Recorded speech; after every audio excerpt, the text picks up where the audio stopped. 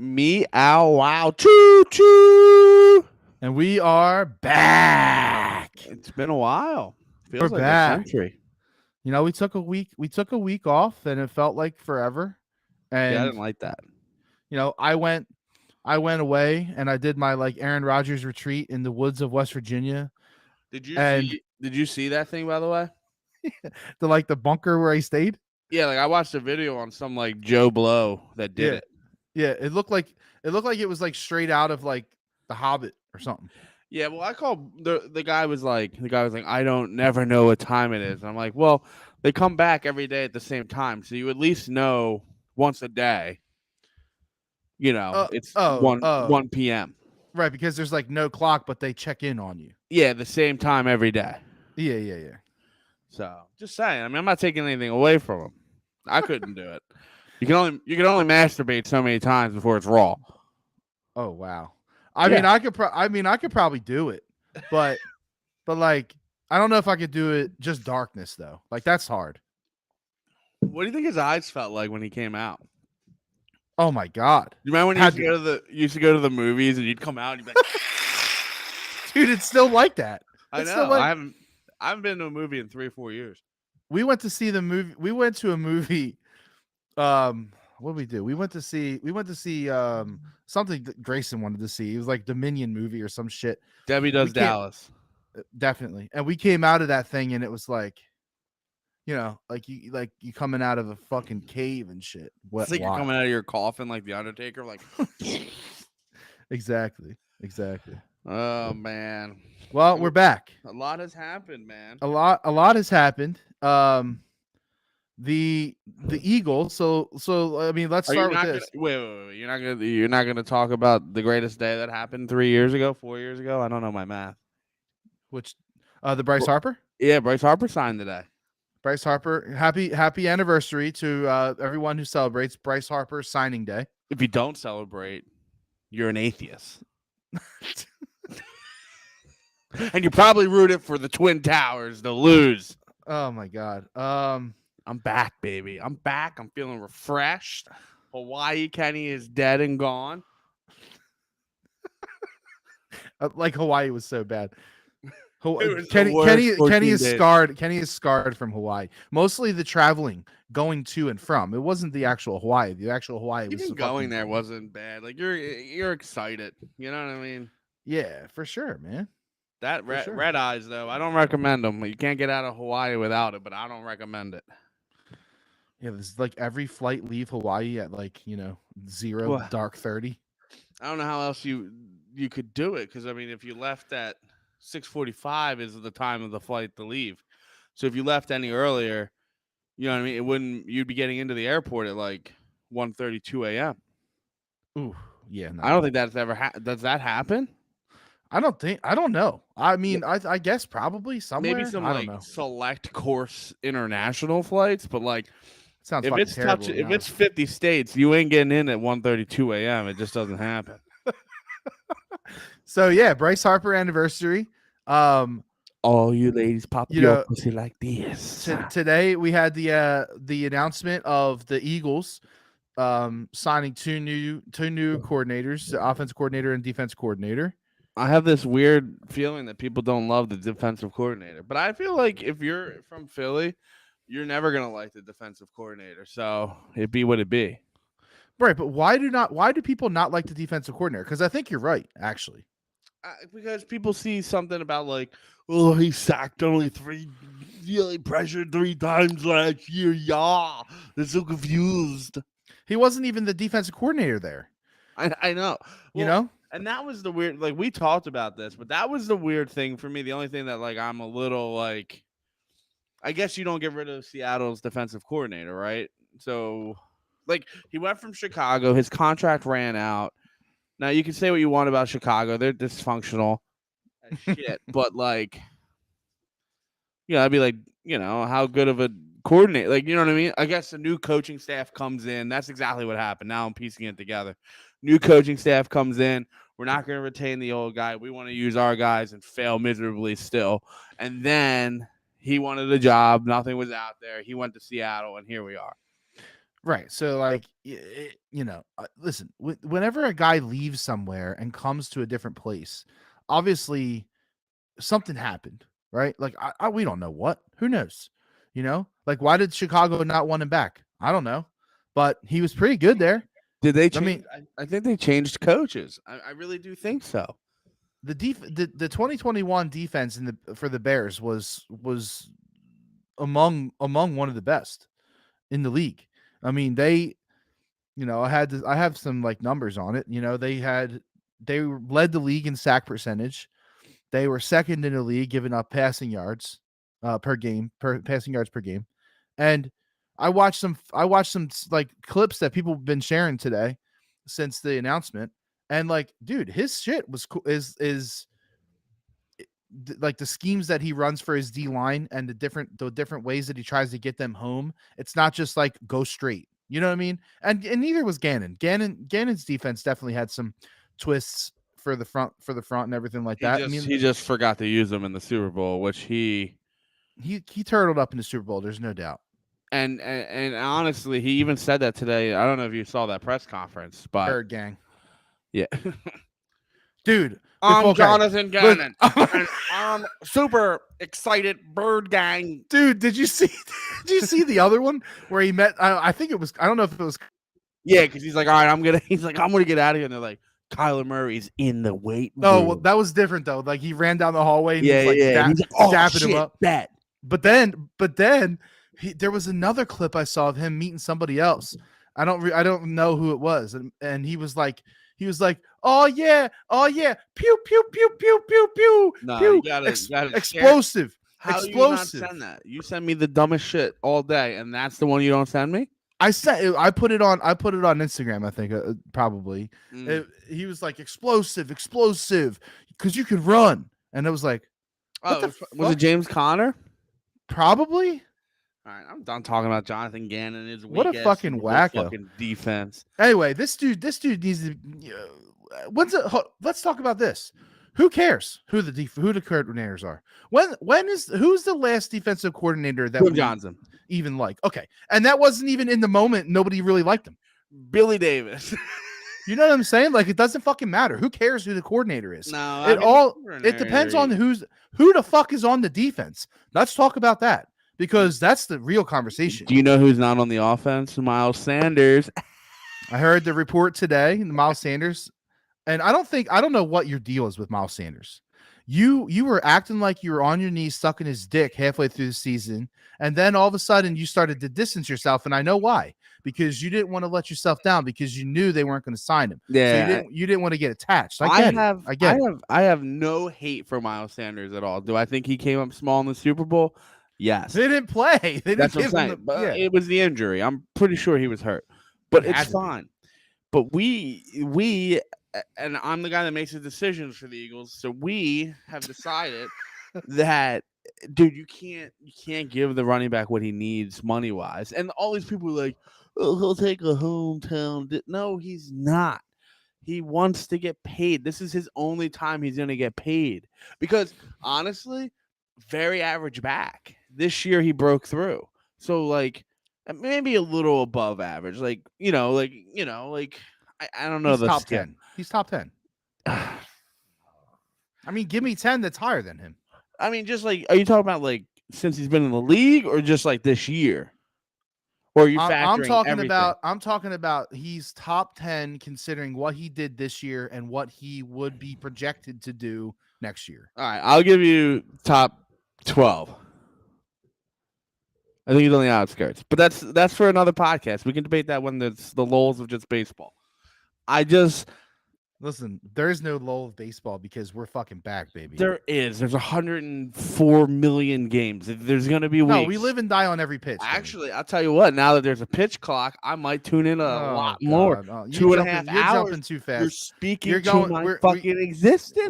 We're getting too fast into this. All right. Anyway, so Miles Sanders, and take it from Dallas. This is like what I need people to realize in life. They signed Zeke Elliott. Zeke Elliott is dog shit now. His legs are done. I don't think he's bad, but his body is shutting down. And that's what happens when you run X amount of times for the year. And he got a huge contract. They're not going to be able to pay him out on that contract now. So he's going to either have to take a pay cut or play, like, I don't even want to say this, but for the vet minimal because no one's going to sign him. They're worried about his knees. So listen, Miles Sanders, history of injuries. Like we said, top 12, top 10 running back. Those things weigh each other out. Giving him a 4-year, $40 million. No, he would need more than that. Think about that. 4-year, $40 million wouldn't get it done, right? 4-year, $60 million maybe gets it done. Yeah, I don't think he's going to take 10 a year. No. So it's just too much money to commit in the running back. Gainwell's good. And I think if he has like a full offseason as the guy and they're going to get a veteran back, you know who I would like to get is Leonard Fournette. Lenny? Yeah. I Or saw that today. make a splash and get Josh Jacobs. But the same thing with Josh Jacobs. He's going to want $60 million, you know? Okay, so You want to talk about a position that is detrimental. It's not. It's signing the quarterback, right? We all agree with that. We know what those numbers look like. Patrick Mahomes is the first quarterback in the modern era to win a Super Bowl on we'll call it a max deal. I mean, it's fucking $45 million yeah, a I year. mean, That's it might as well fucking be a max deal. Yeah. And he's the first quarterback to do so. So, and running backs, you just don't pay them, man. At the end of the day, you just don't pay them. It's not worth it. So I'm kind of hung up on the fact that you don't think Miles Sanders is a top 10 running back. To be honest, I don't get it. So what do you think? You think he ran for 1,400 this year and it was like lucky? They had the best line in all of fucking football. That helps. It makes Isaac Lama look like a fucking all pro, except for when he false starts on a fucking 3rd and 1 in the Super Bowl and causes a fumble the next play. No big deal. I'm not thinking about it at all. No big deal. Yeah, I think the line had a big part in his success this year. I really do. Option. You can't. The option definitely opens up his ability because Hurts is, you know what I mean? He's going to see it. He's either going to take the hit and dump it off to Sanders, so that helps. I'm not sitting here crucifying the guy. I think he's very good. I just don't think this is a bold statement. I don't think there's a running back that I would be willing to pay in the NFL. Not one running back. Not one. Well, that's because by the time they're in the NFL and we know that they should get paid, that we know that that's at like the pinnacle of like where they are ever, and they're going to descend from there. The end of their rookie contract. Yes, exactly. Their body looks like mush. So the problem with that is that means you need to get, I don't want to say lucky, but you kind of need to get lucky in the draft then. Okay, hear me out. Unless you're going to use a first rounder on a running back, which no one wants to do. No. Every 4 years, you got to use a first rounder, right? Every 4 to 5 years, you got to use a first rounder. And if that's what you're going to do, then you need to load up with 2 first rounders, which is interesting, huh? That's kind of what I'm getting at. I think that the running back for Texas, and excuse me, I think his last name is Powell, but I'm drawing a little bit of a blank. Well, his first name is Bijan. I know that. Bijan. All right, well, I'm in now even more. So Dijon, which was projected as like a top 10 pick, has now slid all the way to late 20s. Right? I don't know why.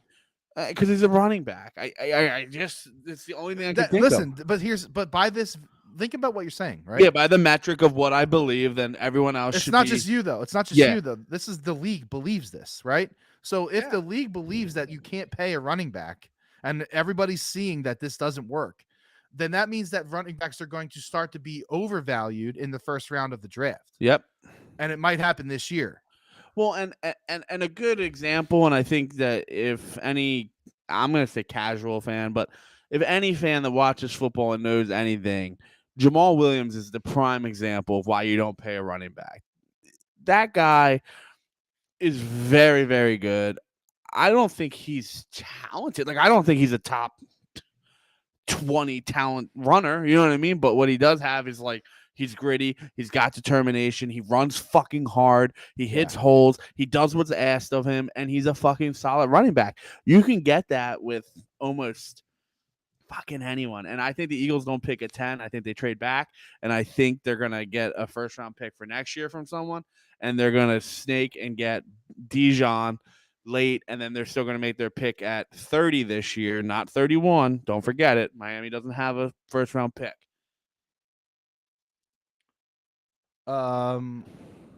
Okay, so you're thinking that they're going to trade which pick then? They're going to 10. trade the first pick. Yeah, there's no value at 31. I mean, there's value, don't get me wrong, but it's not first round of next year value. You get It depends on who they have their eye on though. Like what if Porter's there? where 10? Yeah. Well, so here's the thing. The other thing needs to fall into play. Where's Slay playing? Where's Bradbury playing? Like, are both of those guys re-signed? Then you're not taking Porter. Well, But and that was they some move interesting on from Slay and sign Bradbury and take Porter, that was some interesting stuff that came out about, possibly. And listen, Derek Gunn says some wild shit. Okay, yeah, he's like your uncle at a barbecue. You can't trust that fucking guy. I know he's just firing on all He's cylinders. drunk on Crown Royal Peach in the fucking pool on a floaty. That guy all the fucking time. And he's just firing, and something will stick eventually. Yeah, right? exactly. Yeah, exactly. So and like no one will remember his 400 bad takes, but they'll remember that Slay got traded, right? Yeah. So like he mentioned that maybe you move on from Slay, right? You sign Bradbury, and then whatever you get extra draft capital for Slay because he's at the top of his game. He's never going to be worth more to anybody right now. I mean, right? The real big loss there is losing Mrs. Slay because I fucking love her. Yeah, no doubt. And listen, as a fan, it sucks to even think about these. Yeah, I really do right? like Slay. Slay is my favorite corner since Lito the Tuxedo. He's easy. He is like easy to like. He's likable. Like he's funny. He fucking yeah. He doesn't take the game too seriously. Exactly. And so like, could they move on from Slay, get draft capital, sign Bradbury, draft Porter, sign CJ, and the defense looks pretty sweet, and they maybe even get another first round pick somewhere? Are we in agreement? We're in agreement that the CJ is like the priority, right? 4-year. In my opinion, if you can't sign Hargrave, which I think they know, here's the problem, man. Can I say something negative about Hargrave, or are you going to jump on me? But here's the deal. Let's talk about this, because can you really let Cox, Hargrave, and Graham go all in the same year? We talked about this. They're not going to. You can't let all three of them go. But you can let two of them walk, and I think they retain Graham because Graham showed the best and most promise, and he had a really good year off of a major injury. He'll still be able to do it, and he'll be cheaper, hometown discount, and he's old. So, right? Okay, so here's something else to think about now that we know who they signed as a DC. This dude likes to run a nose tackle system, which Jordan Davis is obviously the dude, right? And so I think too many people in Philadelphia. Oh, we're having a good podcast, baby. This is you can tell it's been churning, man. This is, as much as I want to know the Super Bowl, off season's kind of my favorite time to do the fucking podcast. A lot of people sleeping on Milton Williams. They fucking like him, and I have to agree. I mean, listen. Did he stand out every fucking play? You're like, that's my guy, fucking Milton Williams. No, but he was solid enough where I wasn't like, yo, Milton missed those fucking plays, Yeah. And there were some games where we were like, okay, all right, I see a big fella. Mm-hmm. So I don't know, man. I think they really like Williams. I think he's a perfect fit for what they're gonna run. So really, what it comes down to, right, is once they start making decisions on the D line, once they talk to their defensive coordinator, who they now have, who likes to run a system with a nose, some speed ends, and get the linebackers more involved. Khalil Mack was a wrecking ball for him. But okay, listen, you bring up the linebackers, right? They need to upgrade at linebackers. This is where I'm getting to, right? Do they trust Nakobe Dean? I don't know, but TJ Edwards is a free agent. Do they like him enough to be in this system? They have a lot of fucking decisions to make right now. And I mean, how much money is TJ Edwards going to command in free agency? Seriously, like, no, it's not that. It's just, is he your guy though? Someone will overpay, right? I mean, someone always overpays. Someone always overpays. But I think the Eagles know the value there. I mean, he's homegrown. We haven't had a homegrown linebacker since Trotter, maybe. So, Axeman. They might find Mr. Car Wash. They might find the value in him And again, you could sign him. I think you sign him to a 3 year, 15 million. 5 million gets that guy playing here. So so what do you think? What do you think is the best like Oh, you know. scenario? Okay. Like you obviously have something against Hargrave. I What don't is have anything against Hargrave. I think he's very good. I think he fell off a little bit at the end. Just saying. And the Super Bowl performance, you can't pin on any of them because like who the fuck could have played on a fucking slip and slide? So like Oh, did anytime you I'm hear? Oh, wait, talking, pause, time out. Did you hear the fuck that latest old on the field? geezer. Did you hear the latest? No, fuck that old man. Dude came out and dishing today. What do you do? There was an article that came out today. Saying what? Oh, the dude was fucking throwing the new guy. I think it was the new turf guy who was like working with him. He Yeah, like his fucking replacement. yeah, he threw that dude straight under the fucking the Of course he train, dude. fucking did. I hope Because never mind. he was like he watered the field too much right before the game. They put a tarp over it and then they rolled it inside. They were supposed to leave it outside so it could dry out. He said they watered it, they rolled it inside, they put a tarp over it, and then it basically rotted. So the field was rotten. And it had no root system because it was rotten, because they fucking watered it too much. They put it inside, got no sun, and they fucking put a tarp over it while they were doing all the practices for the halftime show and shit like that. They fucking destroyed the field in the day. What is more important? A pristine, pretty field that no one can play on, or a field that has a couple fucking divots from Rihanna practicing? Seriously, I mean, it is like, and they could have covered just like certain elements of it. Like, okay, the end zone needs to look good, and the 50-yard paint Right. needs to look good, but fuck the rest of the field. Who cares? Fucking Rihanna was suspended from the ceiling the most of the time. They didn't even fucking Looked go like on a the field. Super Smash. It looked like a Smash Brothers fucking ring. And listen, they fucking who cares? Who fucking cares? You got the NFL. No one would be like, this was a great Super Bowl, but the field sure looked like shit. Like no one would give a shit. Not one No. person. Nobody would care. Nobody would even They're fucking notice. But stupid. everybody noticed that nobody could stand up. Anyway, Yeah. go back to your Hargrave situation. Oh, so yeah. So whenever I talk about, man, I'm remembering things. This is impressive tonight.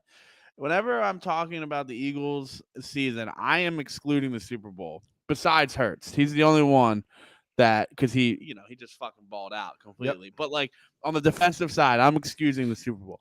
I think Hargraves disappeared a little bit towards the end of the year, which is fine. I just don't want them to dump that much money into someone. It's too much money because he kind of reminds me of someone that will get money and then Ben Simmons the situation, right? Get your big payday and then not try anymore. I have this feeling in my gut. I don't know, I've been burned by many athletes in this town that makes me feel this way, but I get that fucking feeling from him. Wow. That's I know. interesting. Yeah. So I I mean, don't want to give him, if the money was going to be, what we would think would be like a fair contract, then yeah, you could entertain it and I would be, well, okay with it. it ain't gonna be a fair contract. Drew Rosenhaus is his agent. So Exactly. uh here's the other thing about him though. He's old. He's old-ish, right? This is his 30. this is his third contract. So like And the reason it's his third contract is because Seattle, Pittsburgh decided he wasn't fucking good. He didn't have the fucking motor to do it anymore. right, And he's so pretty much he gave us basically his 3 best years of his career. Yep. Maybe. I really do have this belief. I heard rumors, dude, that he was going to command like 20. Yeah, and where are we getting that from? I don't know but here's the thing. All right, so fine, let's play this out. Hargrave is gone. Are you signing Cox? Well, I mean, in your theory and in your world, you almost kind of have to, right? Because I don't see how you let Hargrave and Cox go. But the thing there is that like, unless you're drafting a lineman, bro, you could sign Cox for like 10 for how many years? 2. Yeah, I mean, you could get him for cheaper, and well, 10 a year, so 20. You're not going to get him for less than 10 a year, dude. I know. I mean, like I said, it's all a fucking pipe dream, but Well, the that's whole a thing lot of is. money, man. I know, dude, but they weren't even that they weren't even as deep as they normally are at the D line this year because of Did he just have a good year? like what do you mean by good? I mean, he had a good year, I guess, but Reddick opened that up a lot for him, and you Well, know, so yeah, and so did Hargrave and yeah, Sweat. I don't know, man. It's a lot of money, a lot of fucking money. That'd be 30 million locked up in Hargrave and No, no Cox. Hargrave, no I Hargrave. know, I know. I'm just, I don't like it. I don't like it at all. And Fletch is 22 or 32. So He looks abused. he does. He He look does. he looks like the condom you find in the corner of a frat house, like just fucking withered with fucking common holes, buddy. Jesus Christ. But he had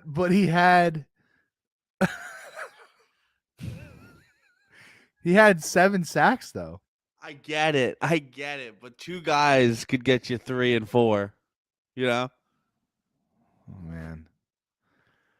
This with D so beyond the like the coordinator hirings, like my whole thing is like who the fuck is on defense? Because like the thing it sucks about this the most, I think, is that they had basically the best defense in the league, and they are like going to be completely different next year. yeah. Well, the best defense in the league landed Jonathan Gannon a fucking job. So Do you let Slay go? Can you do that? I don't. You can do whatever the fuck you want. I don't think letting Slay That's go to cold. That's sign. cold though. It's fucking business, man. I know. I don't think you let Slay go to sign Bradbury though. Like, I don't. Bradbury and Bradbury's 28. Is he? Yeah, I already looked this up. And Slay's 30. No, he's my 30. age. I think he's 30. No, I think he's older than that. I thought he was like 32. Okay, well, if he's 32 and Bradbury's 28, like, yeah, you're right. He is 32. Yeah. And he's under contract for 3 more years. Really? 4 more years, if you count this year.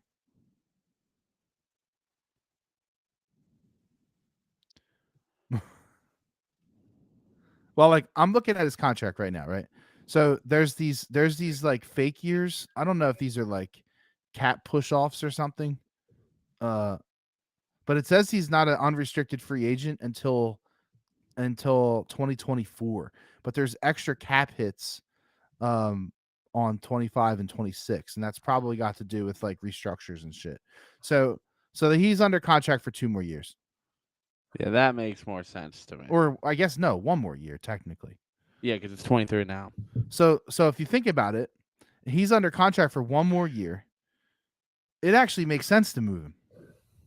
Oh yeah, 100%. And you're not. You don't control him. And are you really gonna re-sign a 33-year-old, 34-year-old corner? No, especially when he has a season and he has like, a good like if he's going to have a good season. He's good right now. Like he's good. So like A lot of people don't like him, man. like who? There are people that I see on Or Twitter like him, don't like him for what? Like because they think he's a bad corner. but because he laughs when something happens? There was like one. I specifically remember seeing a couple tweets about being like he gets burnt, and I can think of like off the top of my head without really like digging in this fucking minefield I have up here. I think of 2 of them where he got like fucking burnt toast, and I couldn't even tell you what teams they were. I just remember being like, "Ooh," because my buddy Caputo is a big Slay hater, so Okay. he would always let me know, you know. Okay, but like when a guy gets when you have to like think about the moments when he got burnt, isn't that a sign that he's good? Yeah, no, I'm with you. I have no negative things to say about him other than his age and his hot ass wife. You know how many touchdowns he gave up this year? Directly? 3. 5. Yeah. And he never had a game. Let me see. I'm looking at his breakdowns right now. His highest game yards allowed was 85. Who was that? and that was against Washington. And that game was fucking horrendous. I don't want to talk about that fucking game. No, we were there. Yeah. So, I mean, yeah. People expect too much. Oh, I mean, everybody does. Yeah, for sure. And you could argue that, like, no, you don't even need to argue, but Twitter has broken so many fucking brains along the way that, like, some of it's just like they got to be just talking hot air into the air. Like Raider Frank, he's a good example of it. Just like speaking. Yeah, Raider. I saw him. You brought up Raider Frank. I saw him talking about the other day. You know, as the Flyers continually just get pummeled online and everywhere for reasons because they deserve it.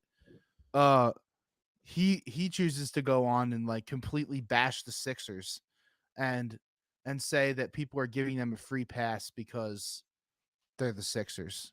And it's Listen, the Sixers, all right, I'm gonna do two things.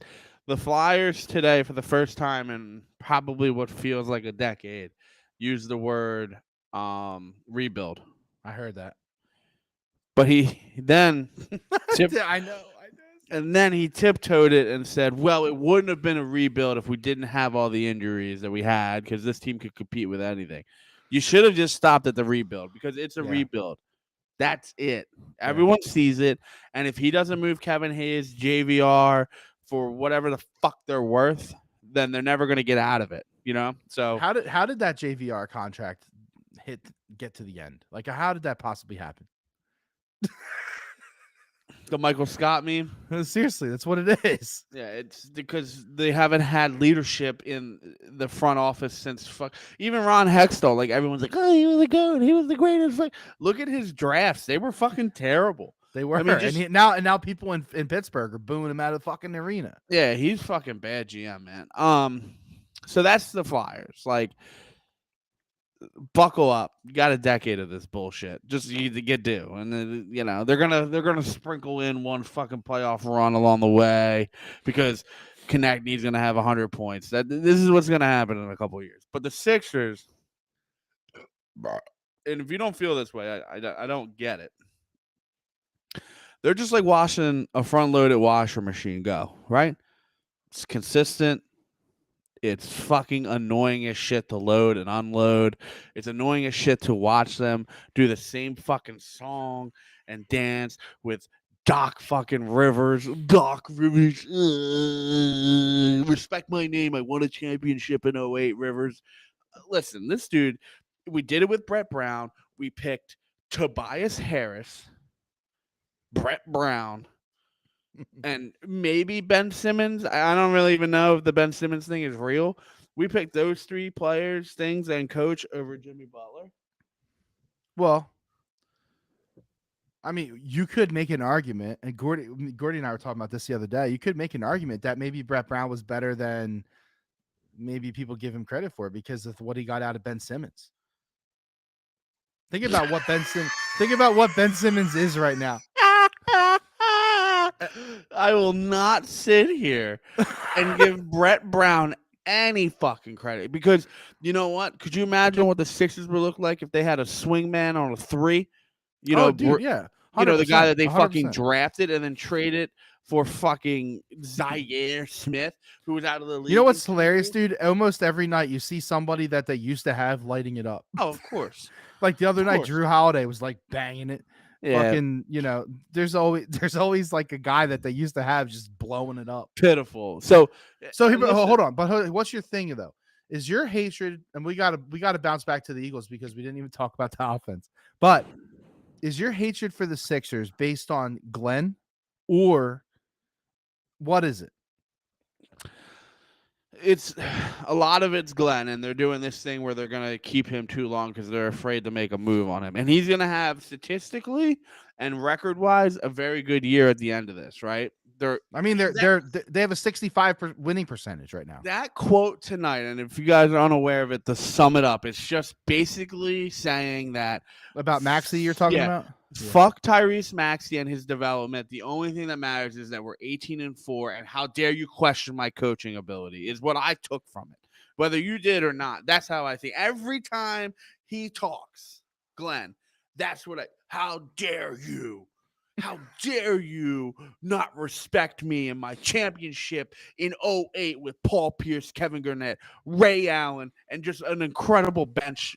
Fuck you all for not respecting my championship in '08. I was in high school when they won a fucking championship, okay? It's time to hang your hat. He's going to have a good statistical year, and they're going to carry him again after a second round exit. And if they do that shit, it's fucking bullshit. And the other side of it is all that Ben Simmons drama. That shit was exhausting. And still hasn't brought me back in. I'll watch it, but it's not like I'm like, oh, Sixers tonight. You know what I mean? Yeah. No, I get it. And I'm watching, I'm paying attention, and I'm in on them. But like it's like, I don't know. I feel like the way I am with the Sixers is the way that most people were with like the Phillies for a long time. You expected the same result right at the end, no matter Yeah. what. No matter what happens, they're going to be a 500 team, and they're not going to make the playoffs. And that was what people thought about the Phillies. Now they did something to prove that they're different now. So that's what has to happen for the Sixers. The Sixers need to prove that they're different. And I don't know how they're going to do it, because they're doing it's the same type of shit that keeps happening with them. They are a good team. They're better than most of the teams in the East. It's like not close, but they make really stupid decisions at times. And I don't know if it's coaching, I don't know if it's the players, I don't know if it's both, but it's not good. And it keeps happening. The turnovers late, like they can't cover, they struggle on outside perimeter D. I don't know, man. I don't know. Tobias Harris played 34 minutes 2 yesterday against the points. Heat. 2 2. points. I could get 2 points. I'm confident I could get 2 points. He had a bad night, but and like he has a bad night. It's just like Jonathan Gannon's defense. He has a bad night every time he can't have a bad fucking night. Right. Exactly. Show me that you're worth. Show me the life hack. Show me that you are worth the fucking money. Like, dude. And Maxey, by the way, is having the best year of his career. But it doesn't matter. According to Glenn, it doesn't fucking matter because we're 18-4 in the last, whatever that math is. So we're 18-4, 22 games. We're 18-4 in the last 22 games. So nothing matters other than what my record is and what I'm doing for the Sixers. The Sixers are the most frustrating fucking team. I would go back to the process days. But it's just, at least you knew they were going to be shit and they were tanking, and you're like, fuck it, I don't have to watch it. And it's just like the Phillies for 10 years were like, except for the few diehards, but like, oh shit, they signed Bryce Harper. And to everyone else in Philadelphia besides fucking Nicole from 92.5, dude, no one wants to play in Philadelphia because the fans are fucking mean. Bullshit. Everyone wants to fucking play here now, and the floodgates open because of Bryce. But that's the shit the Phillies did. John Middleton was like, I don't want to fucking spend money. And then they're like, oh my God. He's like, I tasted it.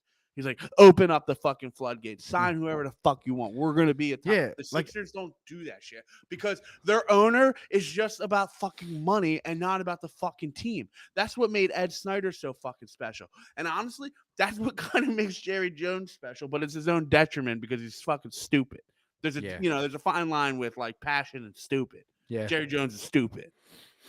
So it all circles. Ownership is dog shit, and that's what we have with the Flyers. The Sixers. The dude owns the Devils. He owns the Sixers. He owns probably some racehorses. I'm sure of it. And isn't he trying to get another team? I don't know. That's a whole saga. I'm out of breath because you got me ranting. Well, are you talking about Josh Harris? What? Yeah. Who are you talking about? Josh Harris. Yeah. Yeah. I mean, he owns like all kinds of shit. But he was the Commanders. Wasn't he trying to? He was trying to get the Commanders.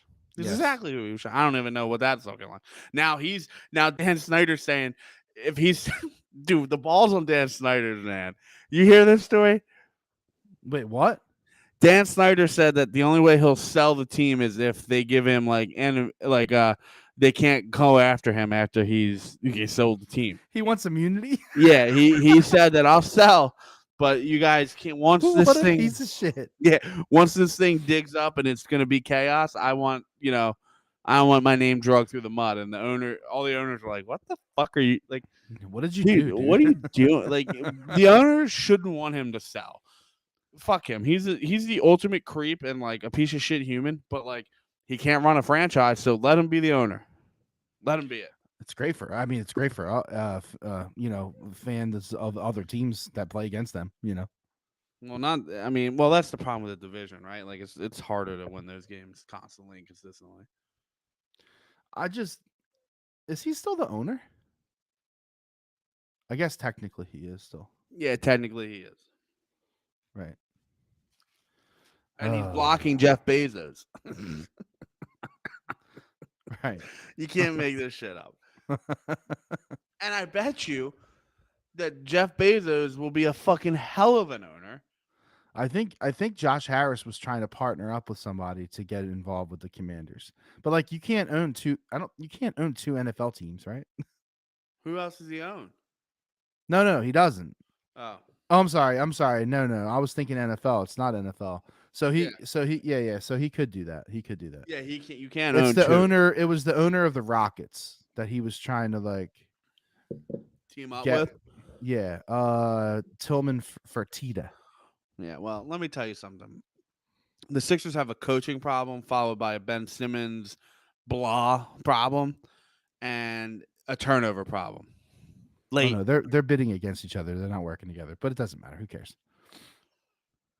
That's my saga on the Sixers.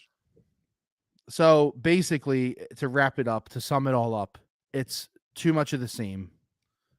Exactly, it's your front load washer, man. It's reliable, and you don't know if it's ever going to change. Exactly. You open the door, it smells like shit because there's mold growing through the rubber seal. It doesn't matter how many times you fucking clean that. It doesn't fucking. It and leaks. The water's leaking out of the bottom because you didn't clean your filter and you got dogs and it's all clogged up. Listen, what it was that the plastic hose in the back when the washer machine was rambling against the brick wall.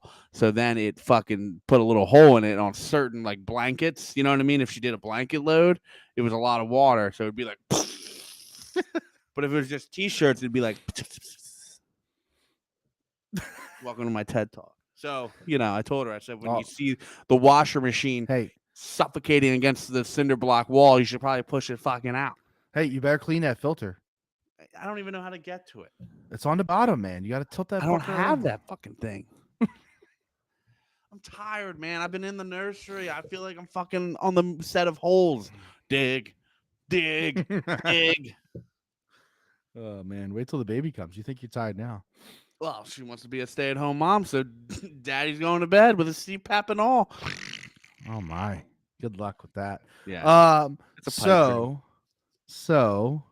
Wait, how long into that is the first time where I go, well, you wanted to be the stay-at-home mom? How long are we getting that? That's going to be... You better hold that card in the pocket for a little while. That's going to be like... Because there's this little thing called postpartum. I don't know if you've ever heard of it. Yeah, I have. She hit me like a hurricane. It's not that bad. It depends on the woman. Everybody's different.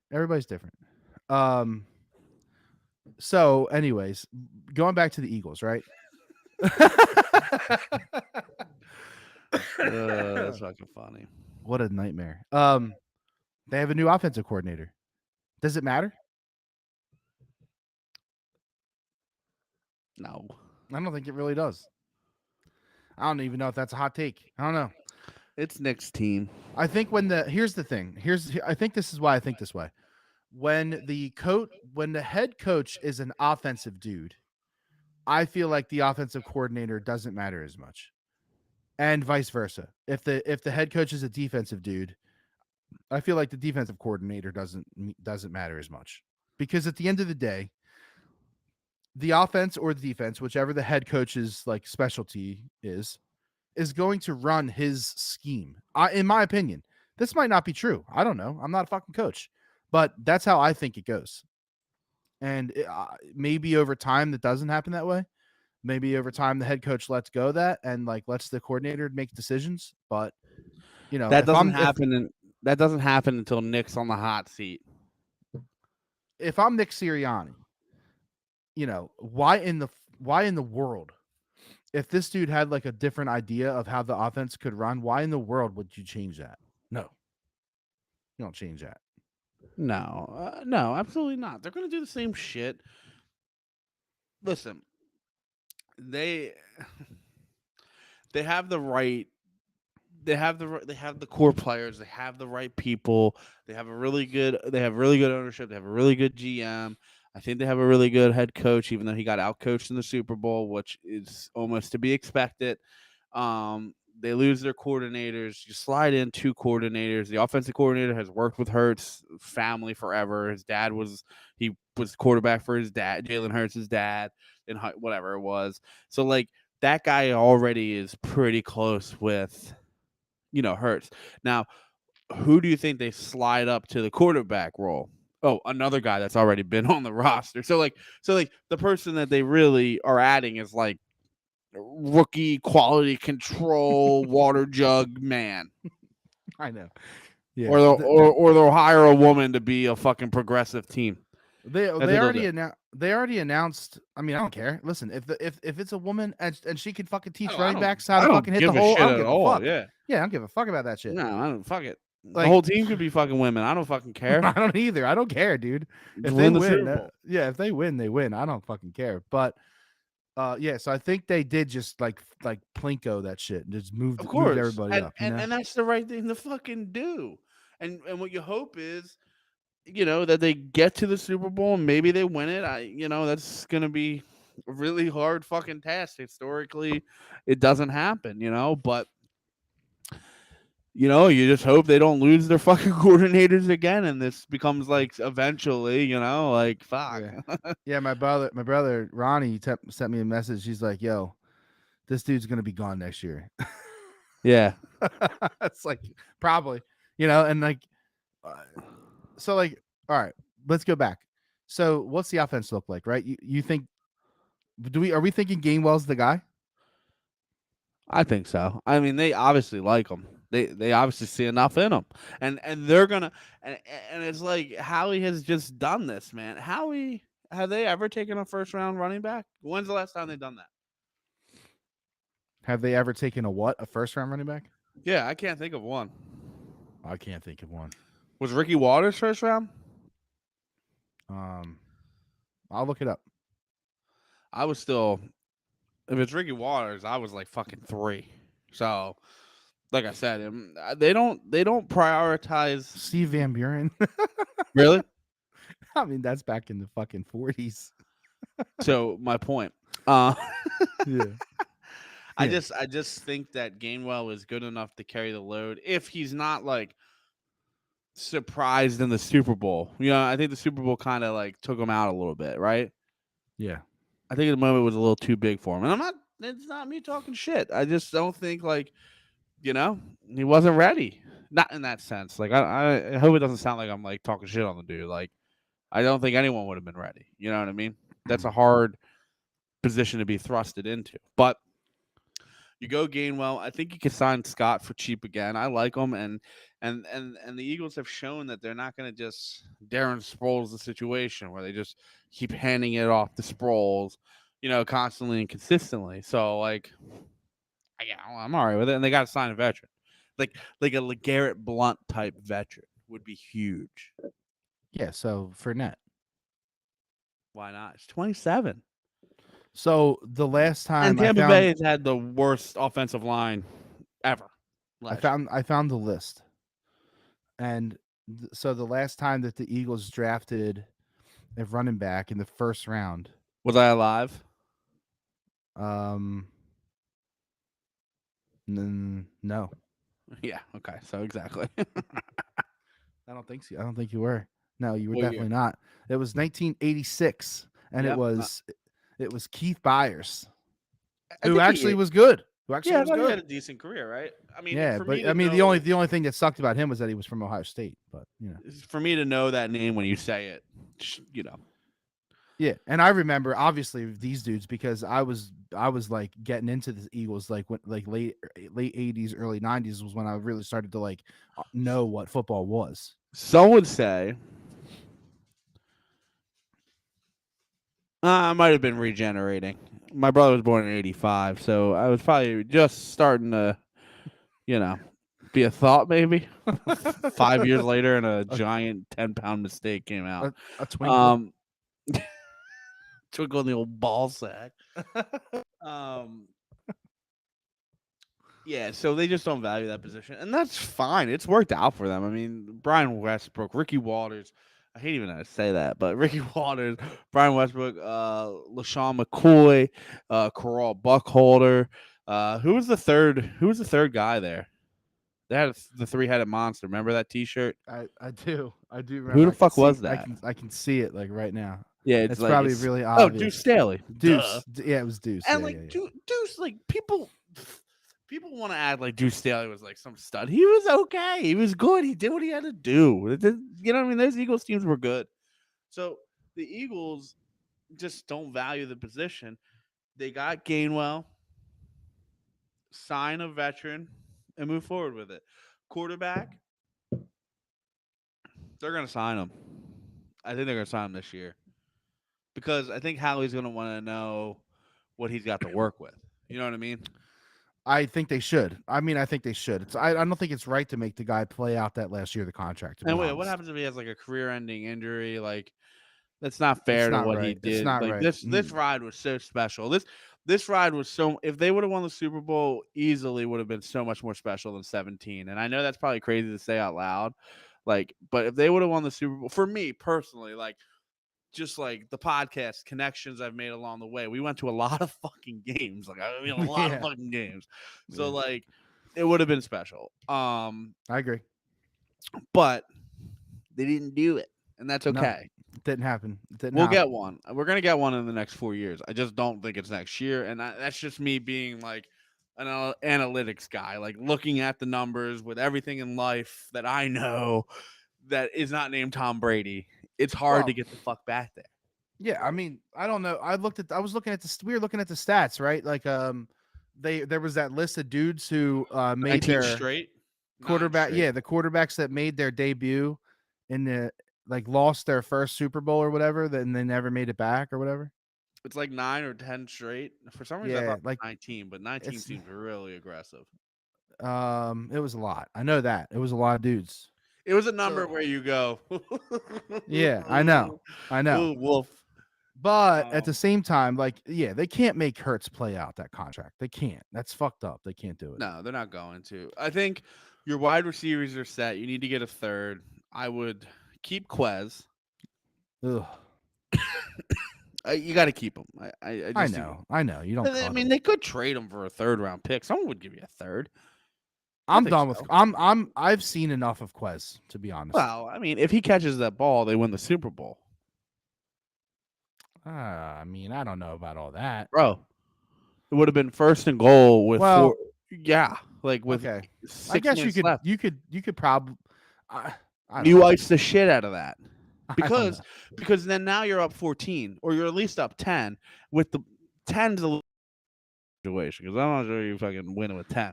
But Yeah. 14 is a lot more daunting. And I think that, Kansas City runs it. They score with 3 minutes Yeah. I within mean, three. you're not wrong. It was a dime. Hurts It put was it right he. there. Why'd he jump? Explain to me. And you know who catches this ball? And you're gonna be like, no. I was like, Greg Ward catches that No, he fucking would. He football. would catch that ball. He would. Fucking surely would have. Yeah. I'm done with Quez. Like I agree. you I know, just he's not even old. He's not bad. And it doesn't sound like they're done with him, but they obviously wouldn't talk like they were done with him. Like because that's not how you well, do it. You don't do they that. also I saw some reports. And listen, when I say I see some reports, I don't fucking know if it's Joe Blow on Twitter retweeting Yeah. fucking 10 people from Mississippi. I don't fucking know. But it said that they were open to trading Quez. So it wouldn't surprise me if they trade him. I really think before I got brutally attacked and assaulted by Jake and Fry on this, I really think Robert Woods is an excellent third fucking wide receiver. Him, Brandon Cooks, like that kind of fucking guy. Galladay. Get him cheap, man. I mean, you could even keep Quez and get Galladay. A 1 year, $2 million contract. Prove yourself a year. Yeah, fuck it. I mean, what the How about fuck? this? 10 million in incentives if you hit 1,500 yards and double Yeah, digit touchdowns. yeah. Seriously, like, who cares? Because Fuck it. he's worth it at that point.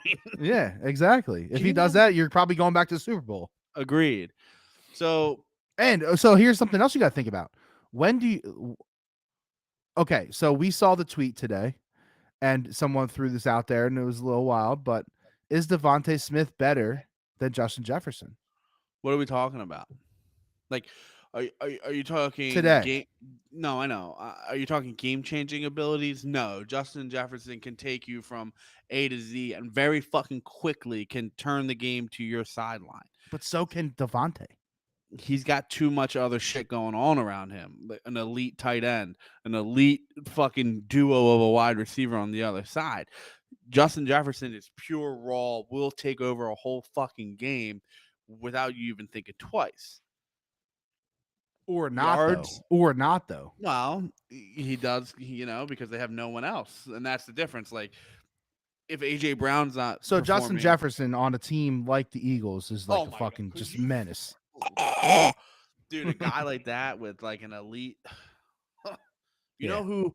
I'm gonna be honest with Could you you, imagine him on the Chiefs, dude? Whoo! and that TJ Hawkinson trade that they did, that should have helped him a little bit more, but I think it hurt him, and that's what's gonna have out if they're gonna go that route. I don't know the real number there, but that kind of hurt them. But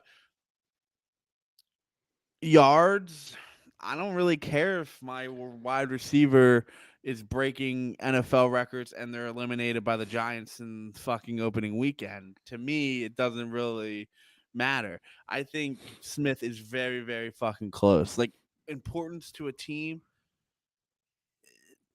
because AJ Brown doesn't have that good of a year. Goddard doesn't have that good of a year. So all right, so next question. Hurts doesn't have that good of a year. Next question. When Better hands, which is when crazy. when or do you extend Smith? You gotta start. So, and this is the thing. I think when you're at this point, you're hoping there's a Super Bowl there, right? Because like you're gonna have to let AJ Brown walk. I think, and So then you're like gonna have so to. they have Smith controlled through 25. And what do they have Brown till?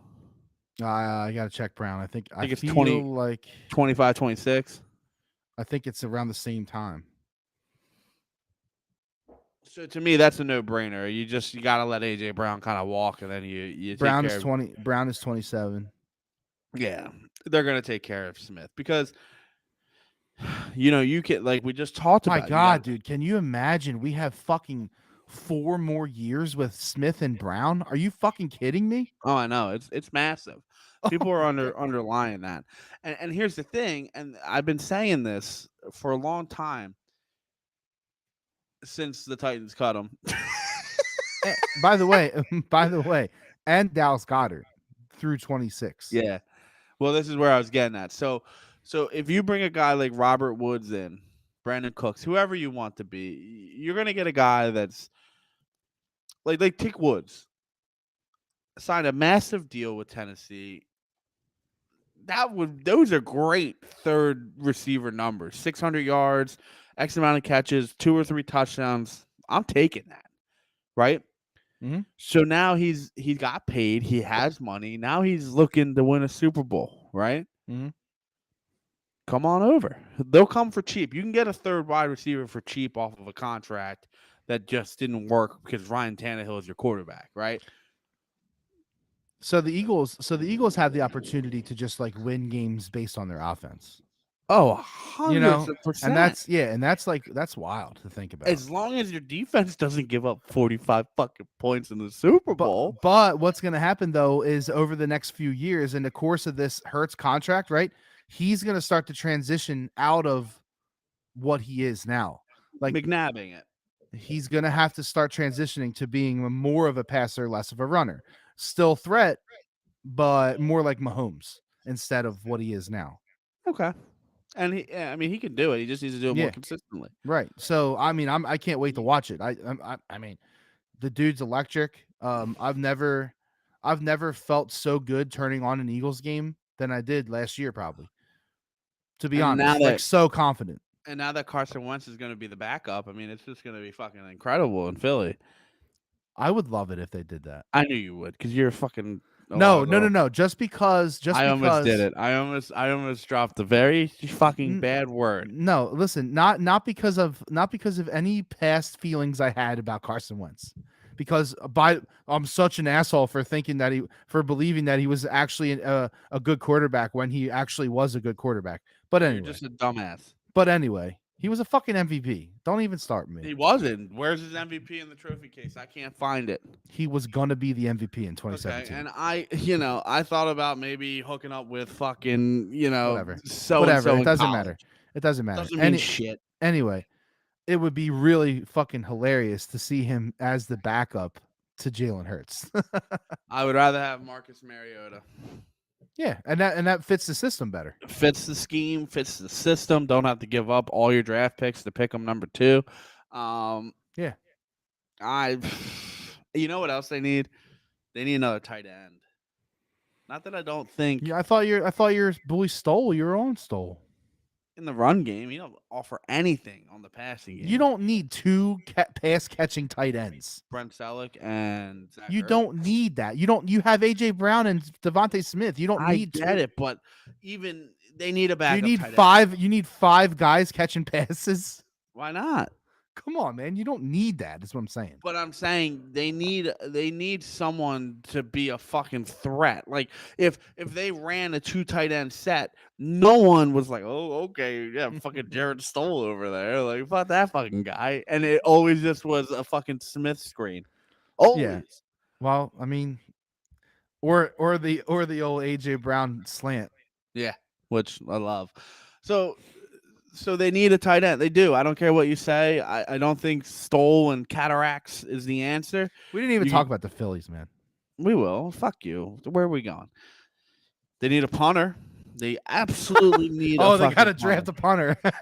They have to. They can't draft a punter. Why? People do it all the time. They don't have that many picks to be drafting a punter. If Siposs is, I'm fine with keeping the coordinator because I really do think they had a decent year overall. It was shaky in the beginning. He cleaned it up. He got much more out of Britt Covey than we thought was even fucking possible in the playoffs and towards the end of the year. So, listen, the breakdown, if 1 or 2 guys go the wrong way on special teams, they're all just running the same fucking path as follow the leader here. So, like, I don't know how much of that's coaching, but the punter should have never fucking shanked that. On return coverages, it is coaching because it comes down to lanes and responsibilities. But now we can't prove that he didn't teach them their responsibilities. Yeah, that's what I mean. And like I said, they didn't execute that. Yes. If one guy wanders. Yes, and that could have happened for sure. And watch it. It probably did happen. It did. Watch it. You'll be surprised. Not really. Well, everybody got sucked. Everybody got sucked in on that right side. Exactly. And this doesn't happen if the punter just hits. I mean, shit. A medium punt. If the punter hit it out of bounds and it went back out of bounds on R40, it would have been much, much better.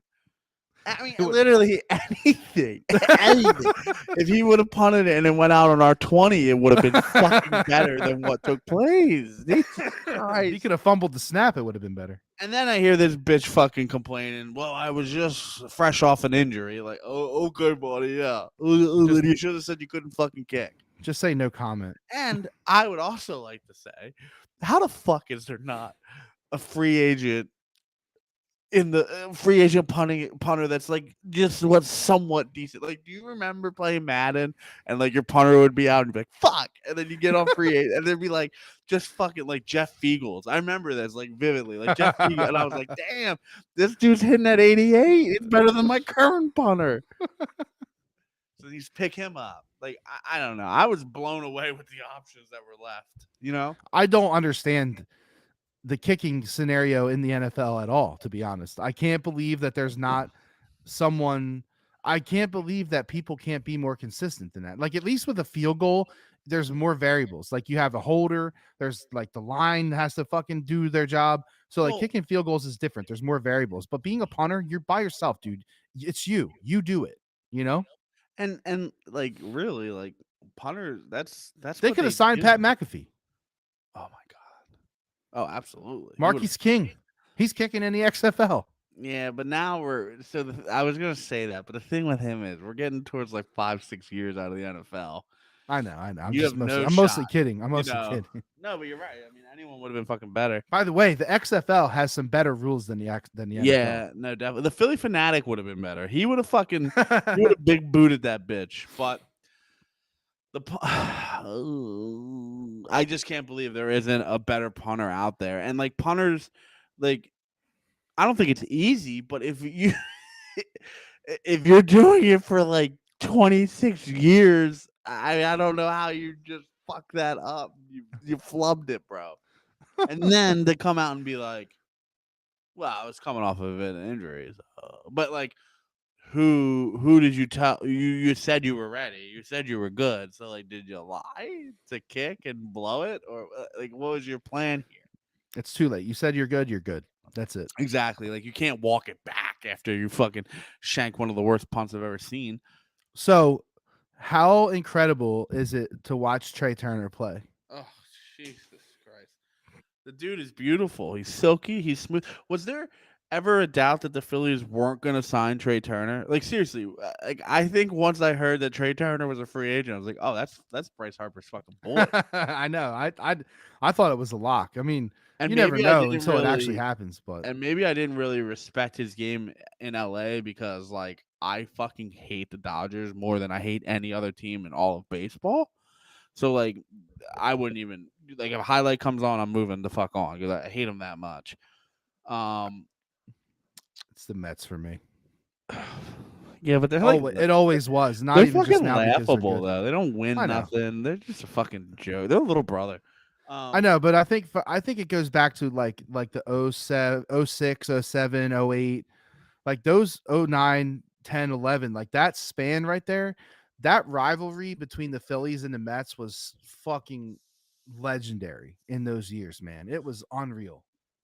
Isn't it kind of crazy, right? So the Phillies are gonna put a banner up, right? Yeah. But they're not gonna put a division banner up. That's nuts. Yeah, it is. It's wild. Like when you think of it like that, that's just like because it just doesn't happen. I mean, it does, right? Not Obviously, very often in yeah, baseball. No, it's going to happen more frequently in baseball yeah, now. I think because they're letting more teams in, but because it was you only had one team that could possibly do that in the past. true. Now there's three. So I think it'll happen more often. But yeah, it's fucking cool though. And dude, And they're good. You look at that lineup, dude. Bohm came back looking like fucking Iron Man. so it's He looks he looks insane at the plate, dude. He looks, you know what he looks like? You know, dude, the fucking, the Family Twin Guy Towers. episode, the Family Guy episode when he comes out of the fucking thing and his forearm's all Yeah. gigantic. Yep. That's what Boom looks like. Boom looks all jacked, dude. And it's crazy to me because like And he put looks on confident as fuck at third base, and, man. and he put on like the same muscle mass that Scott Kingery put on, and I remember I went to a Reading game, no, Lehigh Valley, and I remember I saw the starting lineups. Like, Scott Kingery still even fucking trying. The Yeah, fuck dude, is this guy doing? He he stinks. has to. He get paid like $5 million a year. Yeah, more than that. It might be more than that. Fuck him. Fucking. Anyway, pitching clock. You want to do it? You want to talk about it? I don't know because we're late in the podcast now, and I don't know if I want to do that right now. Let's just be short on it. No, maybe we just let it marinate for another week to look at it a little bit more. But I think we'll do our opinions on it, and then we'll circle back. How about that? Fine. I like the pitch clock. Do I think they can twerk it a little bit? Yes. Twerk it. Yeah. Do I think they can twerk it? Yes. I like it because 2.5 hours you can allocate. You can honestly allow yourself time to really watch way more games. I really believe it. I do. I do. It's a whole hour. It matters, man. No, the games are not 3.5 hours. Okay. They're not. Guy watches 3 games last year. Thinks he knows how long the fucking games are. Yeah. Uh, I just listen. I like the idea that they're trying to keep the game moving. I do, and I like that. I like the clock idea. The 15-second clock is fucking pitiful. What about 20 seconds? Does 20 seconds get you good?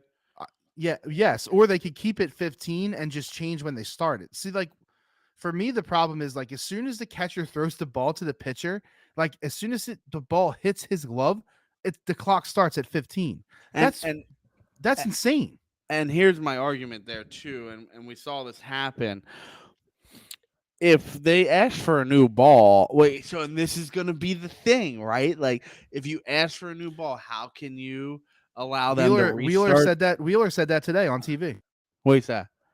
He was they asked him what he thinks about the clock. He said, I don't like it right now." He's like, "There's going to be a lot of strategic things that we could probably work out of it on both sides." But he's like, "I can manipulate the clock. I just asked for a new ball." Yeah.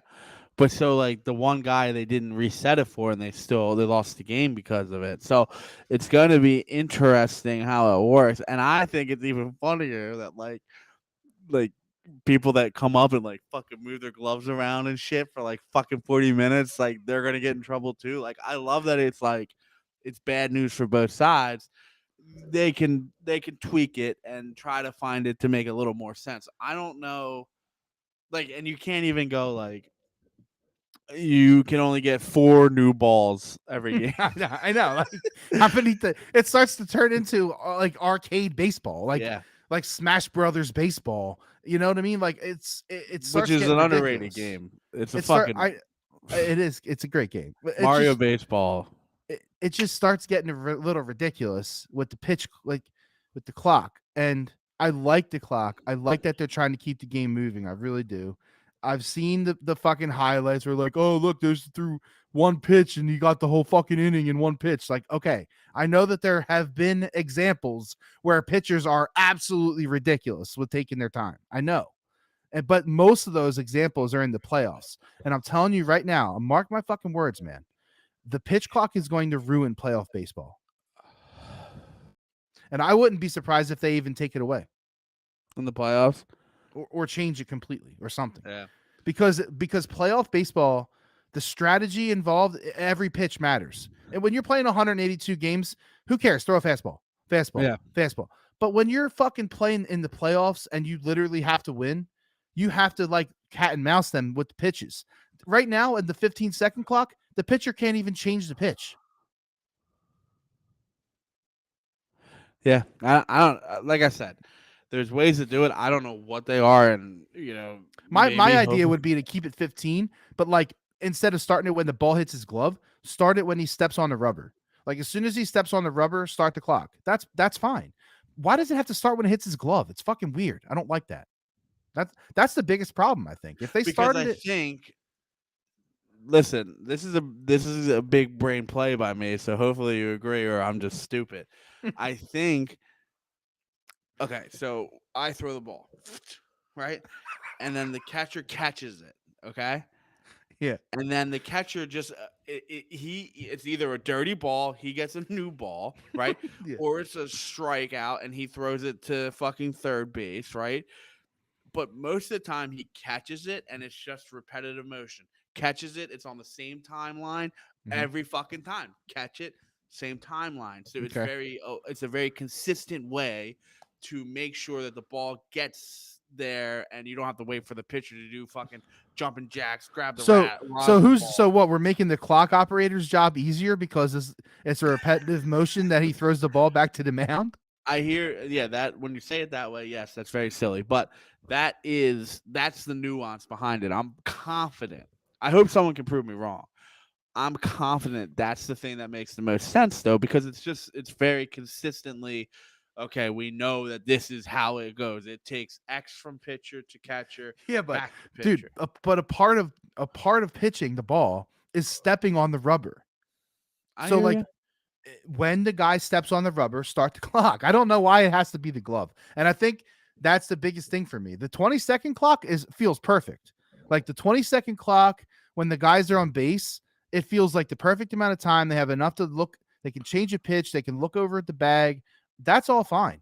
The 15-second clock is terrible. It's terrible. And like guys standing in the batter's box at 8 seconds and they're like, looking at the plate instead of looking physically at the pitcher, and they get a strike for that. That's fucking stupid. That's dumb. It happened to Machado. Yeah. Machado was in the box. He was looking down at the plate and he got called for a strike. Like, that's insane, dude. Well, first off, fuck Manny Machado. And secondly, he just fucked around and got paid $350 million. More than that, right? I don't know. It's something like, I think it's like 350. I don't know. Fuck him. Where are the Padres getting all this money? Yeah, I don't know who owns them. That's a good question. I don't know. It's probably fucking Shaq. They're dropping cash out there. I know that. I don't like the bigger bases though. Dude, they're like a pizza box. They're fucking gigantic. You ever see them like kickball slip and slide games where they put the baby pool on each base? Like that's literally what it looks like. Like in kindergarten, it's like in kindergarten when you're playing kickball with the big fucking blue mats. Who the fuck is gonna throw out a catch? I mean, who's gonna throw out a stealer? I mean, I was talking to my father-in-law. We were talking about Ricky Henderson's career and how like obviously I don't know. I saw a very old Ricky Henderson. I remember Ricky. But like what my father-in-law was telling me about yada, and we were both like, yeah, no one's ever gonna pass his fucking records. Well, guess what? Some asterisks might allow it to happen. Somebody's gonna steal 70 bases this year. Might be 80. Oh my god! And not only that, dude. So not only did they make the bases bigger, but they limited the amount of times the pitcher can throw to the first base bag. Oh, how many? It's like 2 or 3. It's like 3. And on the third one, if he throws over there the third time, you have to get him. Or if you don't get him, he gets second base. Oh, what are we doing?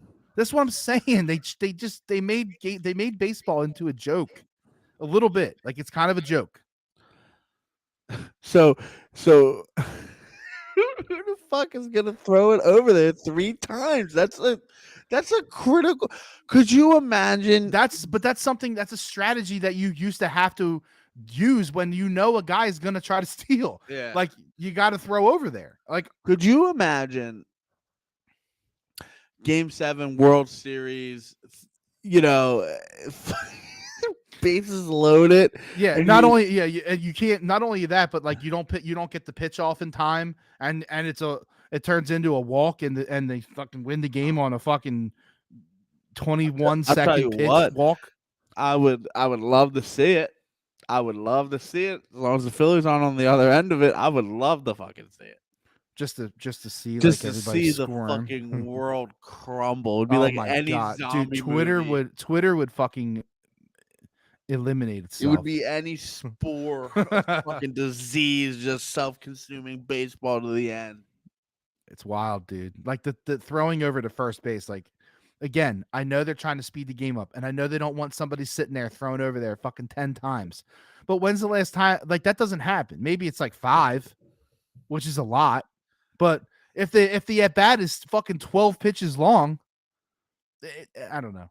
It's fucking weird to me. I spoke the wrong pen in case you didn't know. I saw you. Oh shit. Don't worry, we can revisit the clock.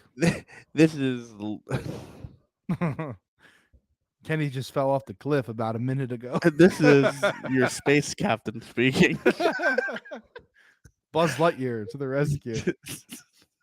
Oh boy. Anyway, yeah, I don't know. I hear you. Now, I just think the pitch clock would have probably been enough. We didn't have the. And we eliminated the shift. So not only are we like we're giving every advantage to the hitters, to the offense anyway. Well, because sack sells and home run sells. Well, then make the bucket juice the balls again. Oh, but they'll only juice them for the Yankees. Only juice them for Judge.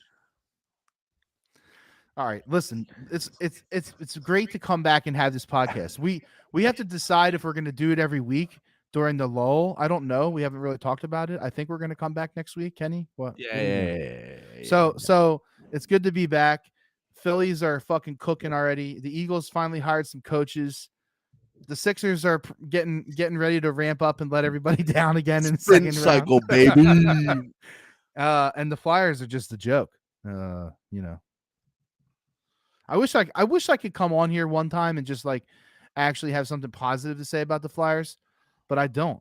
You know what? You know what's incredible though? McDavid, dude. He's got See, 50. this is what the Flyers took away from me. 50. Is my ability to keep up with the rest Everybody of the else. NL. Yeah, I know. The NHL. The NEL, the NEL, NL. the NEL.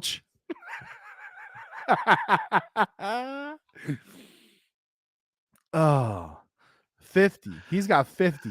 50 in 60 games, 62 games. Oh, that's disgusting. I mean, Jesus fucking Christ. The kid is good. It's a shame, man. It's a shame that the Oilers get these fucking guys like once in a generational talent and no one gives a fuck because it's the fucking Edmonton Oilers. Like, Hey, man, Edmonton needs something. At least give them that.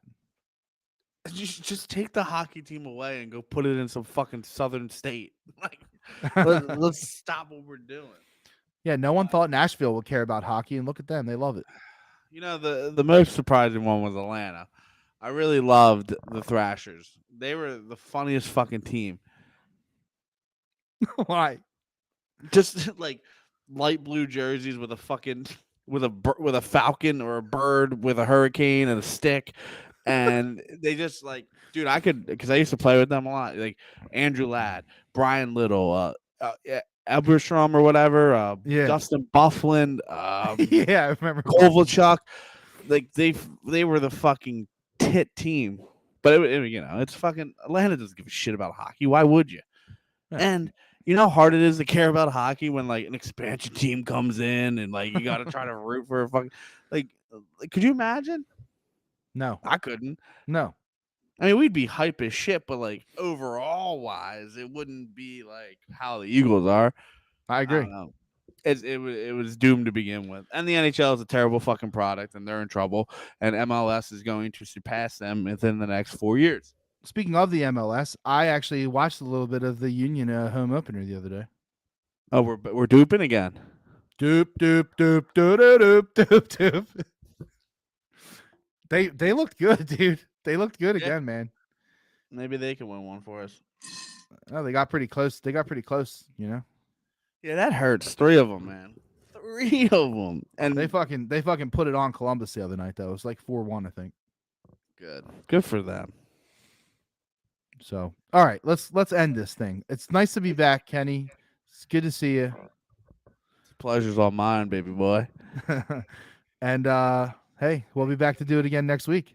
Until then, like us, share us, and hey, if anybody wants to sponsor us, like, you know, we'll take anybody. I'm sure the content is fucking viewer friendly. Sir, why do you want us to sponsor this podcast? They talk about 9/11 every single episode. Yeah, Kenny, stop talking about 9/11. Before I go, I memed to death someone with 9/11 memes because he was upset that I told some old lady to shut up because she was upset about the 9/11 tweet. Which was not yours. You just chimed in on one. Yeah, I mean, I had to. it's my bread basket. It was my bread. You know, I had to get in on it. Anyway, I memed him to death, and I'm pretty sure he blocked me. So, thank you. I'm here all day. See you, buddy. See ya. Good night, my fair friends. Good night, everyone, and listen, like, Officer share, and Doofy. see. Dude, there's another Scream movie coming out. Yeah, I know, and it's in New York this time. Is he in it? Doofy still in it, or is he dead? I hope. Let's fucking pray. I don't know the plot line. All right, goodbye.